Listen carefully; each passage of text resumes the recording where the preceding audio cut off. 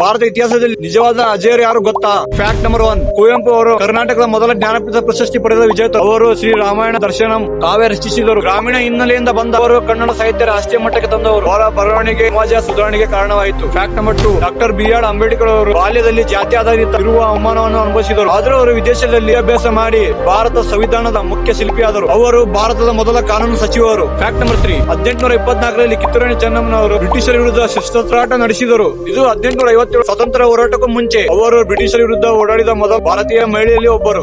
Fact number 4. Doctor APJ Abdul Kalam ಅವರು ತಮಿಳುನಾಡಿನ ರಾಮೇಶ್ವರದಲ್ಲಿ ಜನಿಸಿದರು. ಬಡ ಕುಟುಂಬದಿಂದ ಬಂದ ಅವರು ಇಸ್ರೋ ಮತ್ತು ಯಲ್ಲಿ ವಿಜ್ಞಾನಿಯಾಗಿ ಸೇವೆ ಸಲ್ಲಿಸಿದರು. ಅವರು ಭಾರತದ 11ನೇ ರಾಷ್ಟ್ರಪತಿಯಾಗಿದ್ದರು. Fact number 5. ಭಾರತದ ರೈತರು, ಕಾರ್ಮಿಕರು, ಶಿಕ್ಷಕ, ನರ್ಸ್ ಇವರು ಪ್ರತಿದಿನ ತಮ್ಮ ಕೆಲಸವನ್ನು ನಿಷ್ಠೆಯಿಂದ ಮಾಡುತ್ತಾರೆ. ಯಾವುದೇ ಪ್ರಶಸ್ತಿ ಇಲ್ಲ, ಆದರೂ ದೇಶದ ಚಕ್ರವನ್ನು ಇವರು ತಿರುಗಿಸುತ್ತಾರೆ. ದೇಶದ ಪ್ರಗತಿ ಸಾಮಾನ್ಯ ಜನರ ಶ್ರಮದ ಮೇಲೆ ನಿಂತಿದೆ. ಅಜೇಯ ವ್ಯಕ್ತಿತ್ವ ಅಂದರೆ ಎಂದಿಗೂ ಸೋಲದವನಲ್ಲ, ಸತ್ಯ, ಶ್ರಮ ಮತ್ತು ದೃಢತೆಯಿಂದ ಇತಿಹಾಸ ನಿರ್ಮಿಸಿದವರು. ಈ ತರ ಆಶ್ಚರ್ಯವಾದ ಫ್ಯಾಕ್ಟ್ ಗಳಿಗಾಗಿ ನಮ್ಮ ಚಾನಲ್ ಸಬ್ಸ್ಕ್ರೈಬ್ ಮಾಡಿಕೊಳ್ಳಿ, ಹಾಗೆ ಫಾಲೋ ಮಾಡಿ.